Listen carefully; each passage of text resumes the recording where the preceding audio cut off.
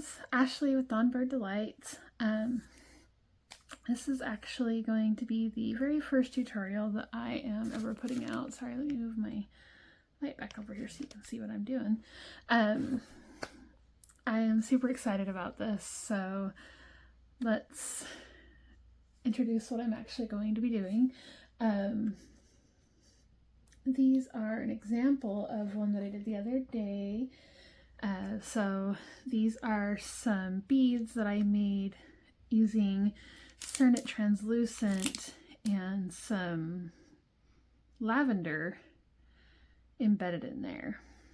And so I thought I would show you how I did this, as well as some other beads that I made, so that if you want to do flower petals in your clay, you could know how that works. And it worked super well. I had the inspiration to make these came from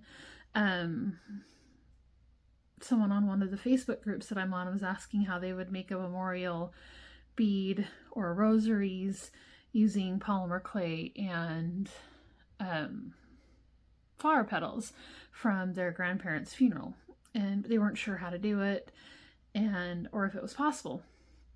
I wasn't sure either, and so I offered, I'm gonna give this a go. I'm gonna see how it would work, and this was the result. And so I thought, I'm gonna go ahead and make a video so that I could show people how to do this.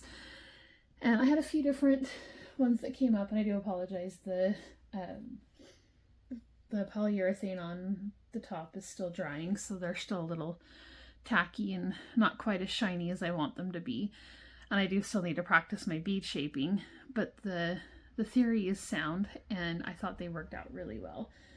I've been practicing my bead shaping, and I thought this would be a really good time for me to do it. These two did not want to stay separate, so I put some deli paper, parchment paper in there in the center. And so I made some really fun ones. So I thought I'd just give that a go. And real quick, I just want to apologize. My setup is super small right now, and my phone holder does get a little wobbly. So as I do things, you'll notice my camera might shake a little bit, and I do apologize for that. I'll do my best to minimize that shake. So I real quick want to go over the things that you'll need to do this. First off, you'll want a translucent or semi-translucent clay. So for the first one I used Cernet, but for this one I'm going to go ahead and try and use Sculpey White Translucent, Sculpey Primo White Translucent. It is my preferred. Well, these two are my preferred translucent clay. It just kind of depends on which look I'm going for. Since I know how the Cernet translucent comes out, I thought I'd see how the Primo translucent comes out. And then you will need you'll need your tile working surface.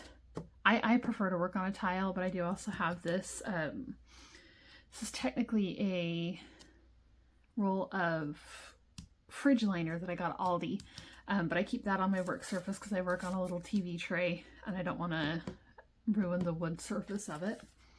I keep several sheets of this parchment paper that I get from the $1.25 store, I call it, with the Dollar Tree down the road. It's just these, show that way, sorry. It's these parchment squares that you can get in 100 count. I think they also have slightly larger ones that are 60 count.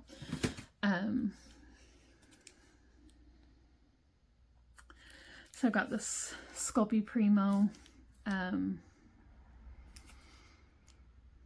then I use these metal rollers instead of a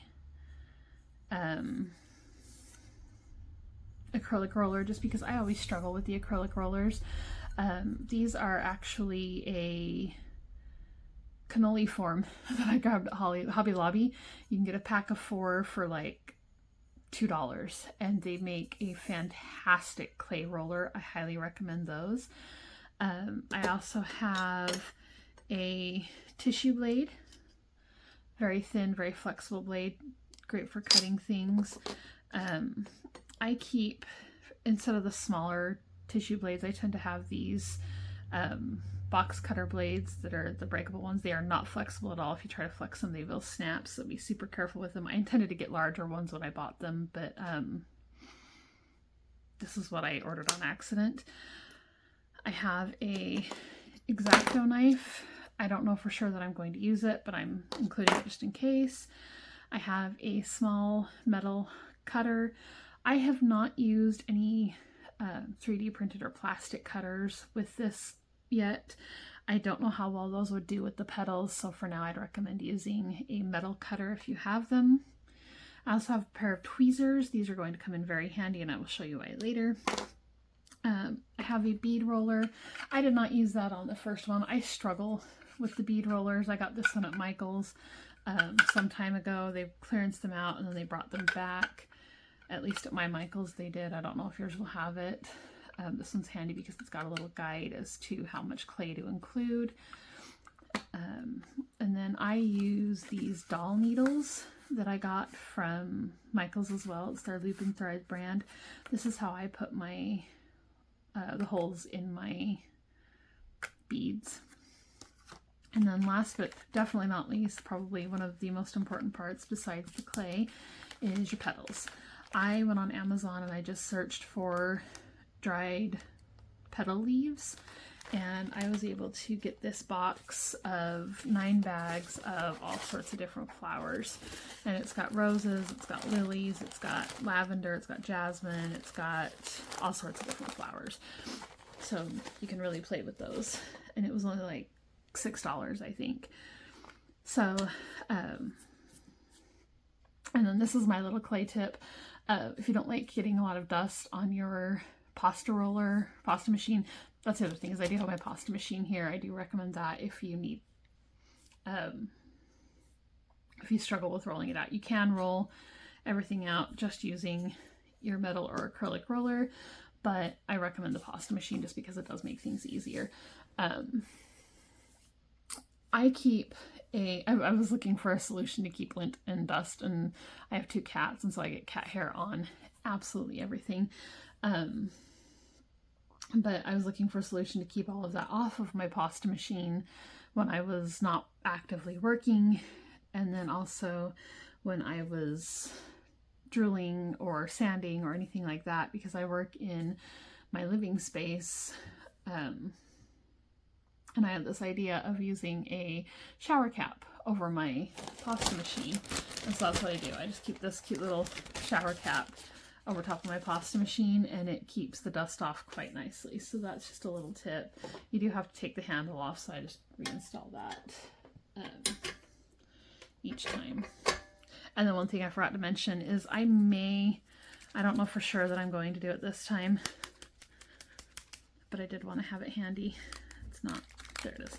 Try to release a little mixing ball in there. I have this green alcohol ink pearl. This is by, I'm not sure what the brand is. I got it on clearance from Michael's some time ago. But it is a pearlized alcohol ink. And I will likely try including at least a touch of that in some of the clay. I've got to get that mixed up. Just 1 second, I'll be right back. Okay, I am back. So I got this all mixed up. It really didn't take me that long, but if you have this pearlized alcohol ink, it's got a little ball in there, and you just want to make sure that you like run it around the bottom and around the sides just to make sure you get all the pearlized ink in there. All right, so we're going to get started. I'm going to go ahead and set my needles, my pearls, and some of these other tools to the side for now, just because I don't need them right at this moment. Move everything else kind of front and center here. And again, I apologize for the shake in my camera. I really am trying to save up to get a better working spot, but we don't have a lot of room in my house, so I work where I can. As always, be very careful when you're using a craft knife like this X-Acto blade. They're very, very sharp, and I have sliced my fingers open many, many, many times. All right, so I am starting very small with these because I don't want to have a whole lot of leftover if it doesn't work. So I'm only going to take probably about half of one of these little bars, and then I'm going to set this to the side so that the extra clay doesn't get contaminated. And then I usually start out and just roll this a little bit flatter, so that way I've got a flatter piece of clay to put through my pasta machine. Now if you get this translucent clay and it's crumbly, which some people, I happen to get a very, very fresh clay, even though I've had it sitting in my drawer for months now. Maybe not months, but probably at least a month. It's still very super pliable and fresh. You can get clay softener either in liquid or bar form. I've not seen the bar form at Michael's, but Hobby Lobby does have the bar form, and I know that some people have issues with Hobby Lobby, so that's up to you. I live in a rural area, so I'm very limited as to where I have to shop, so I have either Michael's or Hobby Lobby or Amazon, but I don't recommend buying any clay products from Amazon. There's also blueberry beads. There are a couple of other, you can also order directly from Sculpey online, their website. So there are resources online if you prefer not to shop at Hobby Lobby. But I personally don't mind shopping at Hobby Lobby. If you have any questions on that, feel free to ask me, but I'm not getting into anything like that on this channel. So you just run that. You can either keep working this. I've still got some flowers left in there from the previous, which isn't a huge deal. But actually, let me pause for a second. I'm going to clean my pasta machine. Okay, sorry about that. I still had some petal leaves from the last round of beads that I made in there. So like I was saying, you can just use your roller to condition your clay. It will take quite a bit longer, but if you don't have a pasta machine, it's a good option. But I do have a pasta machine, so I am going to condition with that. I'm just going to get some of these little bits out because I want this to be more the chrysanthemum. Alright, so I'm just going to real quick condition this just a little bit. You don't need to super condition it because you're going to do a bit more once you get the petals in there. I just want to make it a little flatter for a little bit more pliable and flatter for the petals to go in.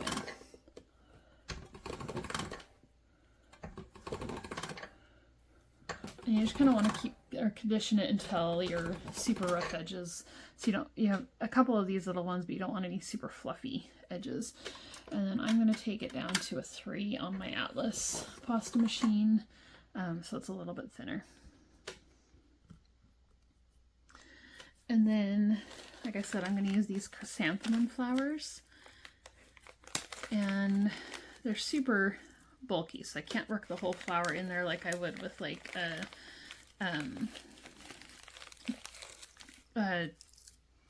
lavender. That's the one that I did the other day. I lost my train of thought there for a second.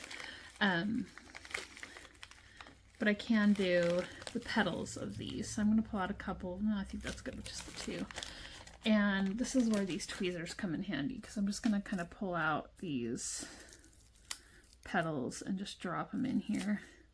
Actually, I think I might be better off doing that with my fingers than with the tweezers. I thought the tweezers would work, but I think the petals are going to be my better option there. Or my fingers rather than the tweezers, sorry. So you're just going to pull those out and drop them on the clay and get a couple of different colors in there so that we've got a good mix. You don't want too bulky of things, so make sure you're just getting the petals and you're not getting any of the center bits there. And just spread that around on the clay. So you've got good even coverage just like that.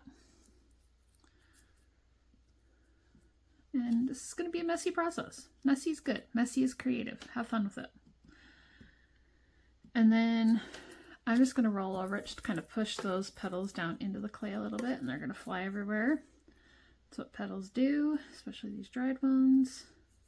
Don't stress it. Alright. And then pull it up and just roughly, very, very roughly roll it up. And then I roll over and pick up as many of those petals as I can, and you're just going to roughly fold those all in. And literally go over and pick up as many of those rough, loose petals as you can, because you want those all in your clay.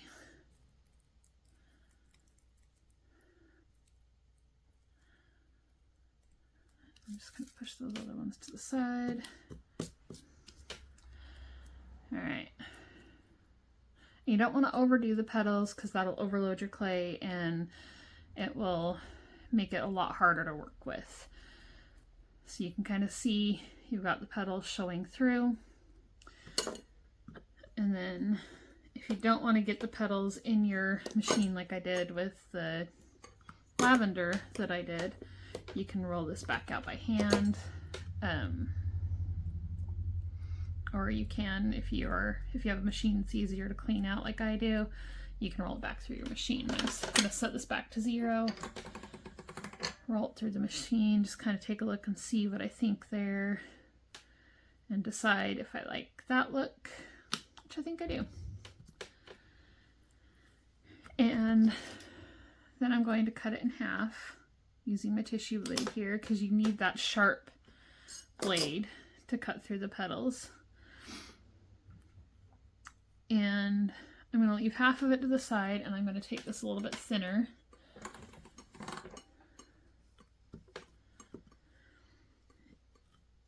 And then you're going to want to take your bead roller. I think that's how thick I need it to be for this. Yeah. So that was a 2 on my atlas. And then I'm just going to make a mark. Let's see if it'll cut all the way through anyway. Oh, look at that. It did.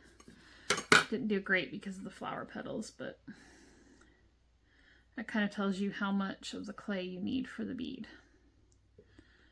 And you'll just take that, mush together, roll it into a rough bead shape, put it in your bead roller, and then roll it just like that. I think I did a bit too much clay in there.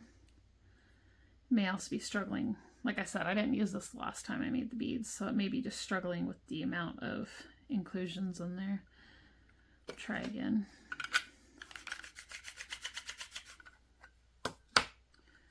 I think I did a little bit too much clay.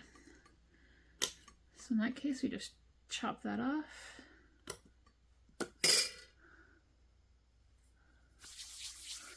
Rough bead shape. Pop back in there. Line it up.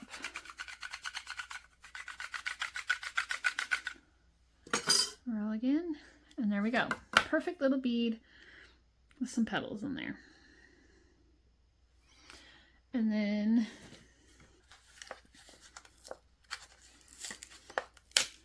you need one of your doll needles like I showed you.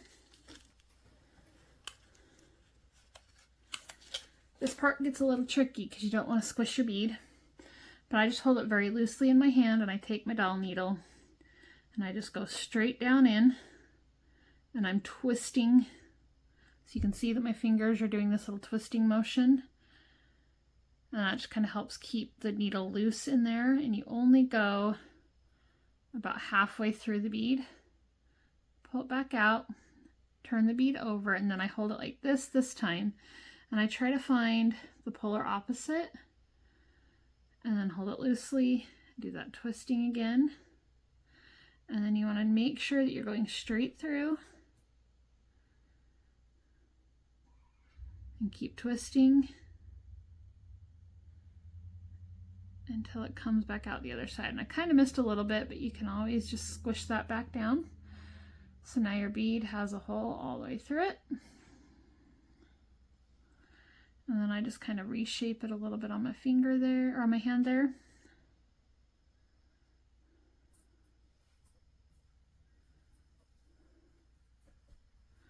And there's your bead. And then you'll want to bake it on this needle on something that's propping it up. So you can get bead forms or bead baking forms that have these needles, and they're a little metal tray that the bead rests on. What I do is I take some scrap clay. I should have gotten some scrap clay out so I could show you. Just one second, let me pause. Okay, so I'm back. So I just grabbed some scrap clay that I don't love the color of, when I don't have a bead form anyway. And I just roll this into a couple of good sized balls and place them on my towel just far enough apart that the needle can rest on it. And then I push the needle into it and then bake it like that in my toaster oven or regular oven. You can bake polymer clay in your regular oven. And then I also just let it rest like that so it's not deforming.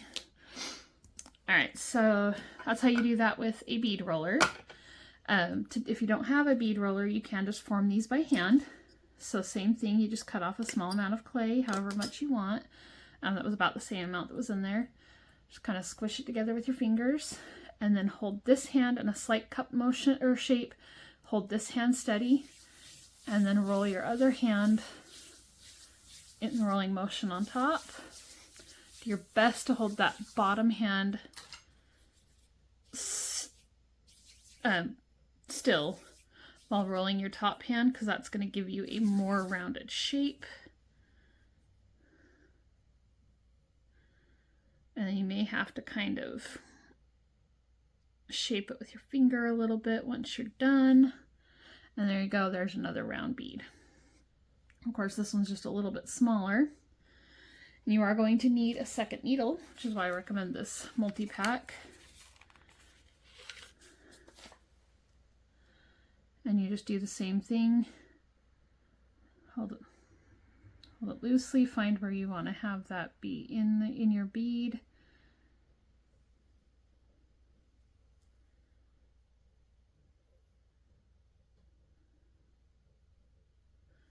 And just push it through. That time I went a little bit too far, but I just lost my bead. I did mention before I have cats, so I'm not going to try to salvage that one.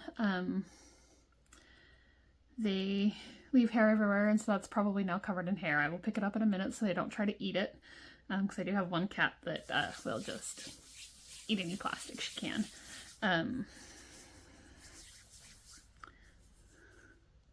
So we're not going to leave that clay on the floor for them to get, but I will pick it up in a bit. So we'll just quickly reshape another one. See, it's that quick to shape a bead. And then you just twist.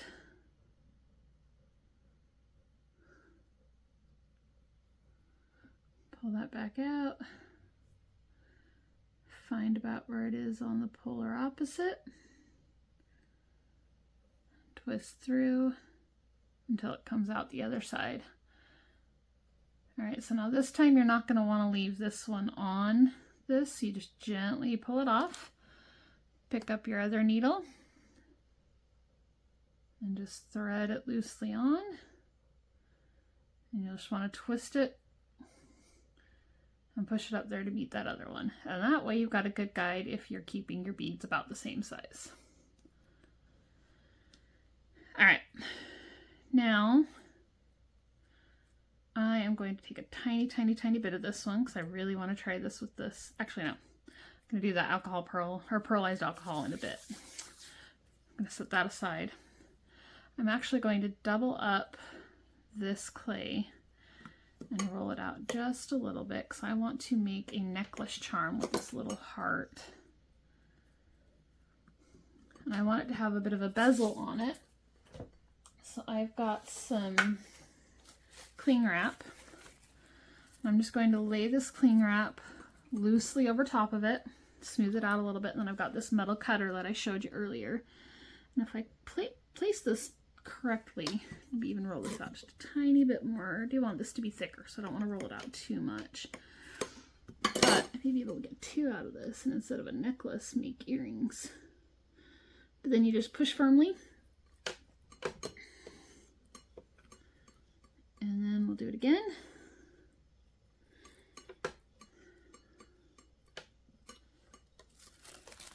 And then pull that up. Pull that out. And this, another way you can use these tissue blades is to pick this back up. And I usually do this slight sawing motion, so that way it's easier to pull it up without distorting. And this is another place that you can use those tweezers. So if you want to pull out any of these little bits that are a little fuzzy,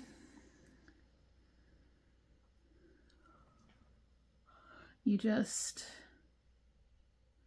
pull out those little side pieces, but you don't want to pull out too many because that's going to ruin the effect, because you'll pull out all the petals.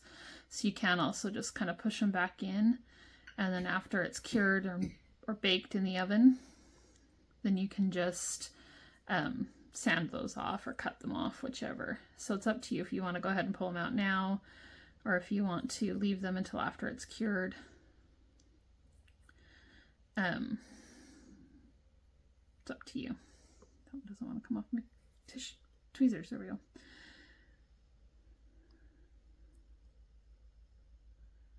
Alright, so we pull all of those out.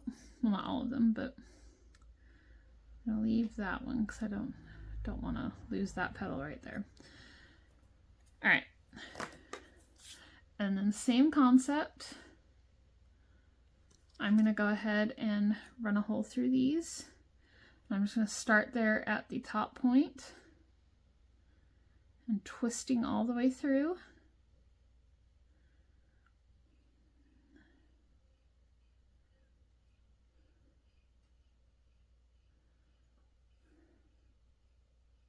And I'm not going to take it back out, because if this pushes the point at the bottom down a little bit extra, it just is going to make it a pointier heart. That I'm okay with. I don't necessarily want a distorted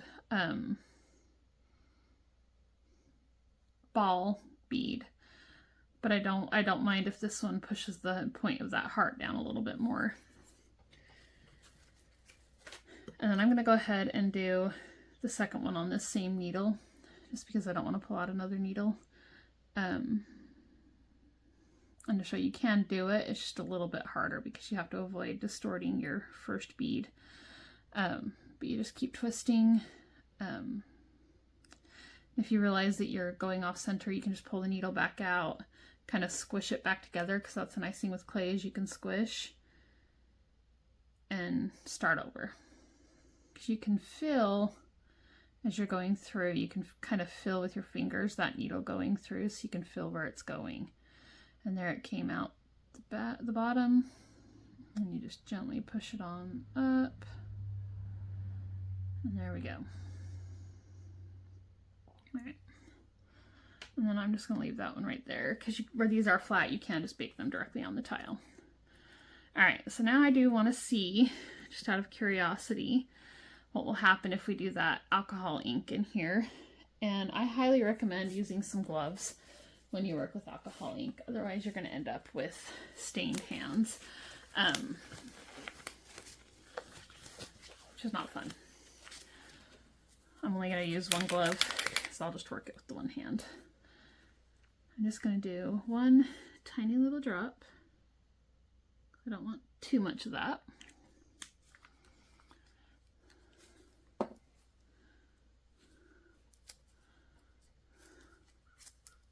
Oh, that's going to be a bright green. Alright, I lied.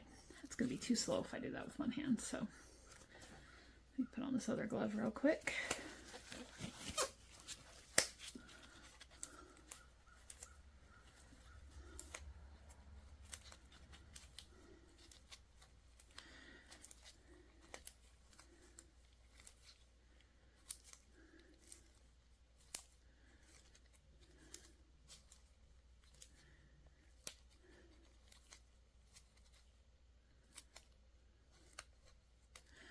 And this is going to work more air into your clay, so you are going to want to make sure that you squish it flat a few times, so that way it kind of works that air back out.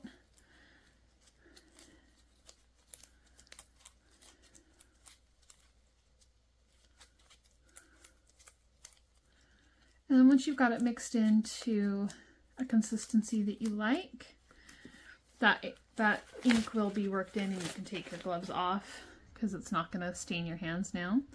I think that's actually quite a pretty green. I'm going to go ahead and run this through my pasta machine just to even out the layers of the clay and make it a little bit more consistent. That does also help with getting some of those air bubbles out.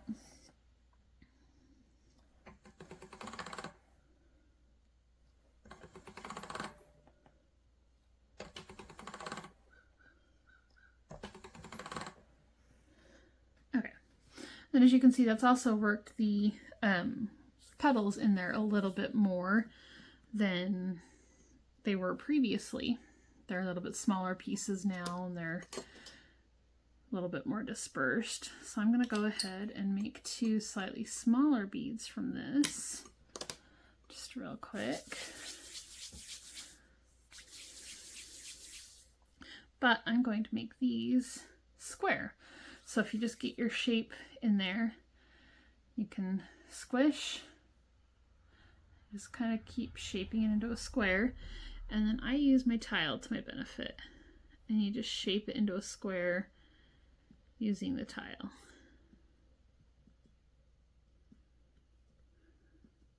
Just kind of loosely push it against the flat surface. And then you have a little square bead that you can then take your needle and, sorry, I keep moving out of range there. Find the center, twist until about halfway through, pull it back off. You may need to reshape just a bit, but be very gentle so you don't lose that hole. Make sure you're on the opposite side.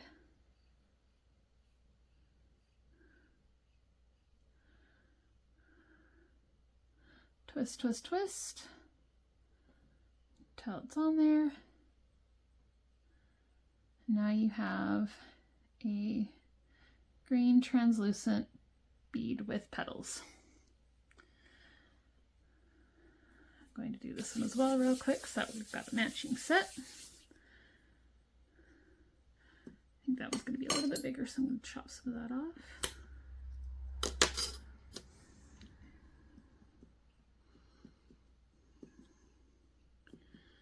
Same thing. Shape, shape, shape until you have it the shape that you like. Of course, as with everything, it does not have to be perfect. I'm trying to remember who said it, but I know it's said by a lot of different people, but remember that imperfection, I can't remember the quote, but there's somebody that said that trying to be imperfection is something like perfection. Anyway, imperfection is way better than perfection. It makes you less stressed. Just go with that. My brain doesn't like to remember exact quotes. Oh, I went a little bit too far, but that's okay because you can just pull it back out. And that actually gives you a note as to where your hole is. And you can just that one back on, and then make sure you're giving yourself enough space to prop those beads up to cure. All right, I'm going to set this aside, and I'll probably use these to make some other beads at some other point. And same with that, I'll just use these in another project another time. So now we've got these, and you will cure them according to the manufacturer's instructions, which is on the package of your clay that you bought. I would tell you what they are, but I am going to let you figure out what your oven does according to your manufacturer instructions, because I don't know if you're watching this in the UK or wherever. I'm in America, so I do Fahrenheit, but I'm going to go ahead and go cure these, and I will be back. I do longer than the package instructions does, but that's because it's my oven. But we'll be back after everything's cured and show you the next steps. So bye for now. And we're back. So real quick, the audio got deleted on this section, so we're gonna do a voiceover and hope it works out. This is the results after baking, curing rather, and we're gonna take it and get it ready for dipping it in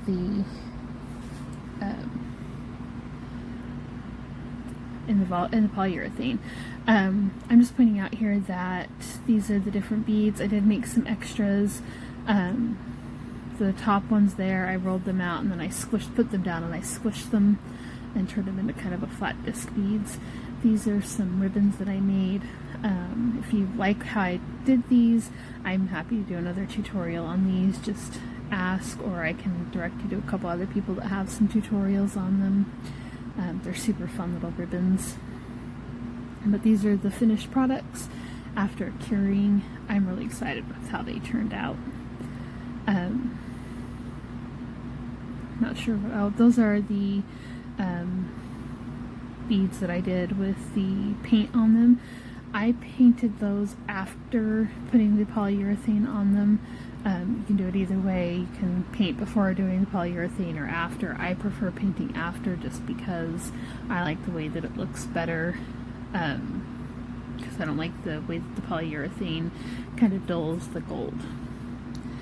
And then these are some of the other ones that I did with some of the gold. I did that while I was waiting for the polyurethane or for the clay to bake. So,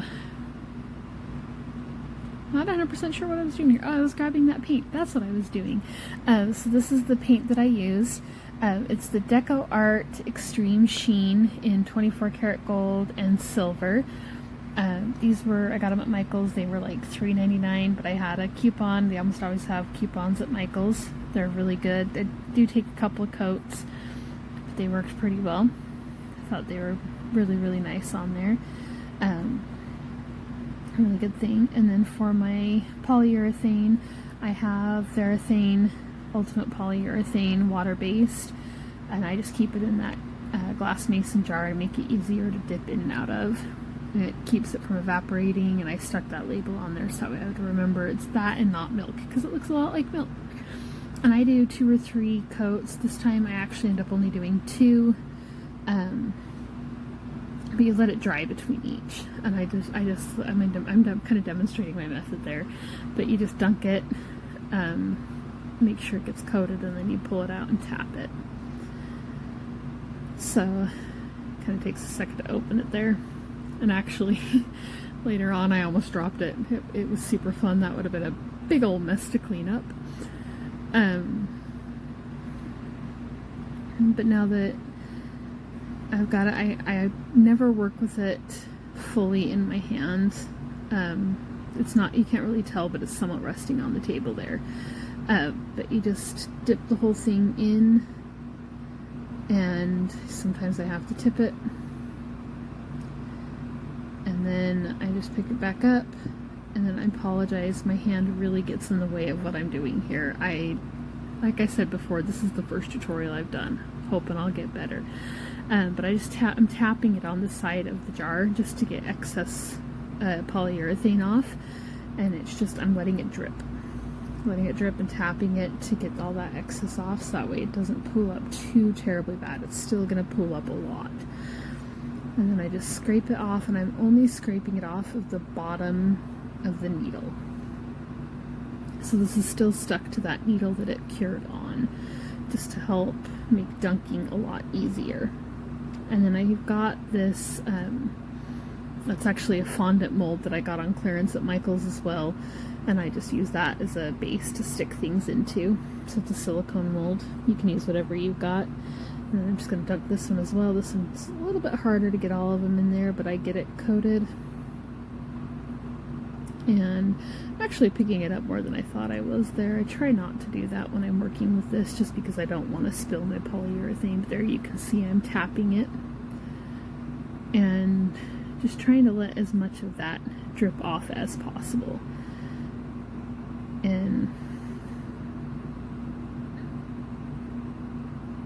try to get it at different angles and really just let it drip off on its own, let gravity do as much of the work as it can, and then stick it down into that silicone mold so that it can drip off.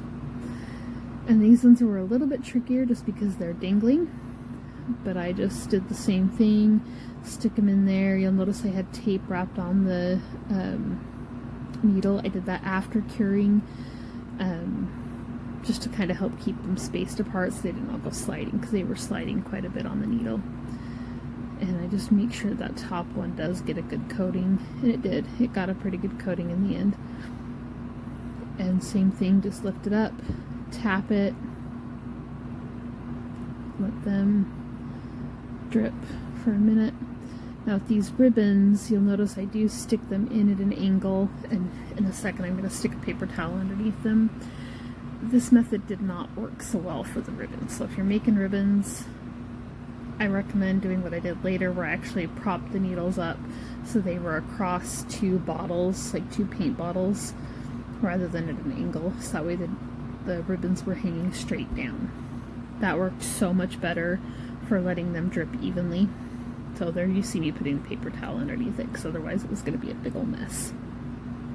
But what I ended up doing with the ribbons is, like I said, is I took it and I just put one end of the needle on one paint bottle, one end on the other paint bottle, with enough space for them to just hang straight down and let that polyurethane drip off. I don't have that on video, unfortunately, but that's what I did for letting them drip off. And again, just dunked, tap, tap, tap, tap, tap, tap, tap, let them drip, and then stick it in the silicone mold if you want to do it that way, or you can set it across, kind of like bridged across two paint bottles, whatever you've got to prop it on. So those I'm going to let drip for a while, just let them sit there and they will be good to go. I do let them dry. I let the first coat get mostly dry, and then I dipped it again, and then I didn't touch it again. I let it sit until it was fully dry, not tacky at all, and then I pull them all off. And then we'll meet you back for the next spot. Okay, so we're back with the final product, and I think they turned out great. These are beautiful. I went ahead and put them together. These first two are the lavender and Cernet translucent. I really like how they turned out. I did the silver, like I said before, and they've got a little crystal in there, and I really like how they turned out. I think they're fun. I'm sorry for the voiceover again on this. My audio went funky again.